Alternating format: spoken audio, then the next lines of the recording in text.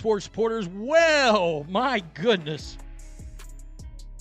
Y'all showed up for that video big last night where we found out that someone in the Indiana Fever organization said that Caitlin Clark was a pain in the ass and a diva. That is a massive accusation blowing up the Indiana Fever organization behind the scenes. Sports commentator Dan Dockich dropped a bomb on video, claiming an internal team source explicitly called their rookie superstar Caitlin Clark a pain in the ass and a diva. This is not just typical media noise. This is local media citing direct quotes from inside the franchise walls. The immediate fallout has been unprecedented. Fans are so frustrated with the front office and coaching staff that they are actually messaging commentators rooting for the Fever to lose games. The theory among a growing segment of the fan base is that a losing streak is the only way to force ownership to clean house and replace the current leadership. Not the individuals playing in the game. Nobody's rooting against Kelsey or Sophie or obviously Caitlin. But the longer that, if Stephanie White has any success, they're going to keep her there. And people have said, well, she needs to get out of Indiana. The geographic alignment for Caitlin Clark in Indiana makes perfect sense. She is in America's heartland, close to her home state of Iowa, and surrounded by a deeply passionate Middle American fan base. But while the market is ideal, the team's internal handling of her arrival is turning into a corporate disaster. Dockich went even further in a separate video, reporting that Clark has already gotten former head coach Christy Sides fired. Now, the tension has shifted toward general manager Lynn Dunn and the rest of the executive branch. The organizational disconnect became completely undeniable when the marketing team launched their latest major promotional campaign. Post right now. By the way, we'll get to this post. Are you kidding me?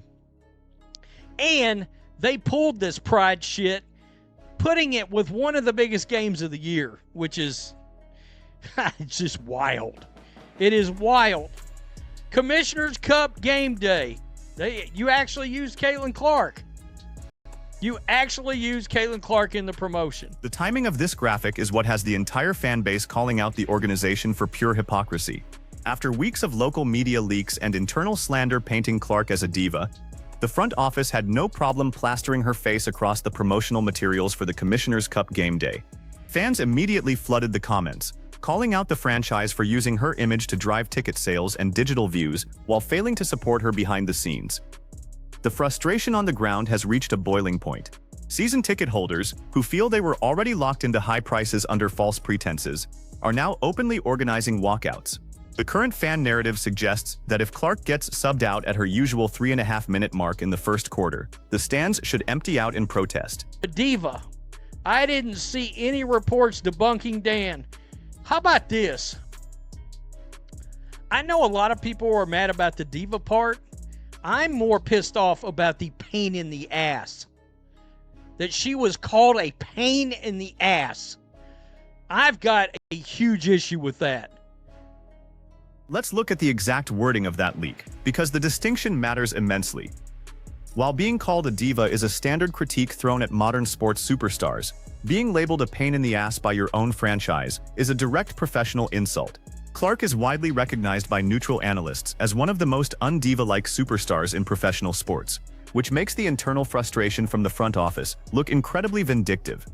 This internal tension changes how we view the entire season's controversies. When Clark and her fan base were being aggressively targeted by media narratives earlier this summer, the Indiana Fever organization remained noticeably quiet. Now we know why. The people running the building seemingly buy into those exact same outside narratives. My issue.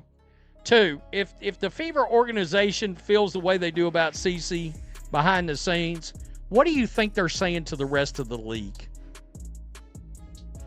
Now you know why no fans got defended when they were accused of being racist. You want to know why? Indiana Fever fans, they think you're racist. The people running this organization think Caitlin Clark's fans are racist. This brings us to the core issue plaguing the franchise. The disconnect between the executive suite and the actual consumer base is widening by the day. When the team announced their Pride Night promotion featuring a bandana giveaway for the first 5,000 fans, the digital response was overwhelmingly negative. Out of 49 top comments on the official post, 46 were actively blasting the team, representing a massive public relations failure. The backlash highlights a deep exhaustion with corporate marketing strategies that prioritize social initiatives over putting a winning product on the floor.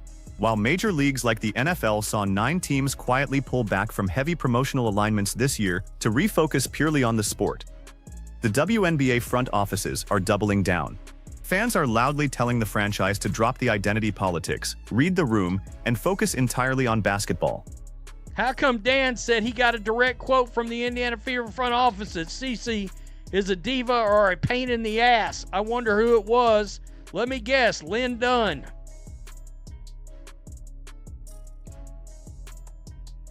Woo, getting cooked. Pride Month. Jesus loves you, but doesn't equal obsessive lifestyle. Don't celebrate sin. The corporate fatigue is real, and the data in the comment sections proves it. The Fever organization is completely incapable of getting out of its own way right now. On one side, they are alienating their traditional base with aggressive social positioning, and on the other, they are leaking hostile comments about their franchise player to local radio hosts. The blame is being placed directly on the trio running the basketball operations: General Manager Lynn Dunn, Kelly Krauskopf, and Amber Cox. Rumors are circulating that Dunn even retweeted an outside media hit piece targeting the team's own dynamics. The consensus among analysts is that the franchise needs an absolute top-to-bottom cleansing of the front office to remove what fans are calling the poison pills in the building. Wait, look. Fire Stephanie White, promote Austin Kelly for now. That is the only thing that they can do. They've got to clean house of the front office, fire everybody, bring in new coaches, and go ahead. Let's see what Austin Kelly's got. I know he's Stephanie White's product. The immediate solution being discussed by analysts is a total changing of the guard, starting on the bench.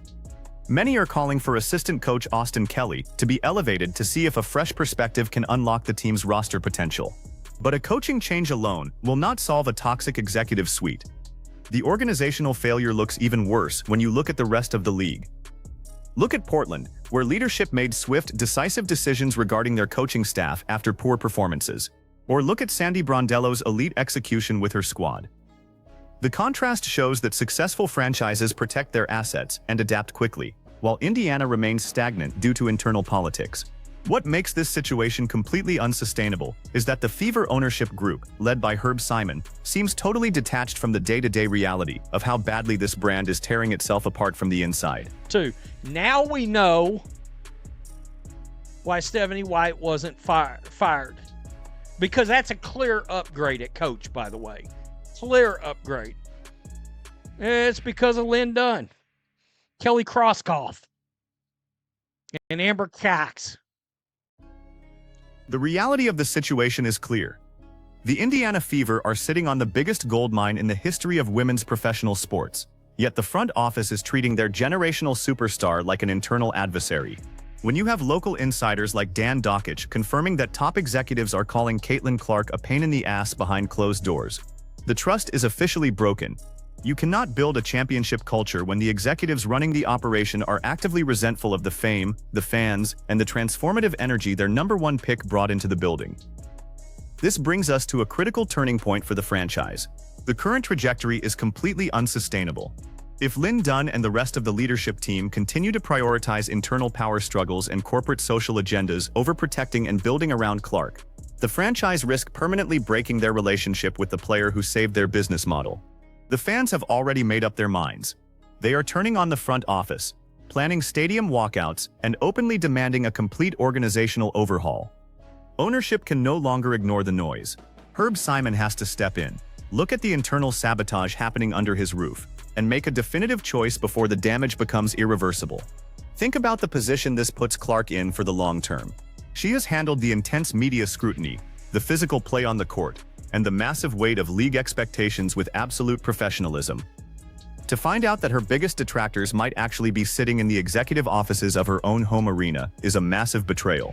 If the organizational culture does not change immediately, nobody could blame her if she eventually looks for an exit strategy to a franchise that actually values her presence. The clock is ticking on the Indiana front office, and their margins for error are completely gone. So let's put this directly to you. If you were in Caitlin Clark's shoes, Would you ever trust this front office again after these internal leaks exposed how they talk about you behind your back? And who do you think is the primary source leaking these disparaging comments to the local media? Is it time for ownership to completely clean house and fire Lynn Dunn? Or do you think the front office is justified in their internal frustrations? Drop your thoughts in the comments below, and let me know exactly where you stand on this internal corporate war. If you want the unfiltered, no-holds-barred truth on sports news and deep analytical breakdowns you won't get anywhere else, make sure to hit that like button, leave a comment, and subscribe to the channel. We will be tracking this developing story out of Indiana very closely as the season progresses. Thank you for tuning in, support the channel, and I will see you all next time.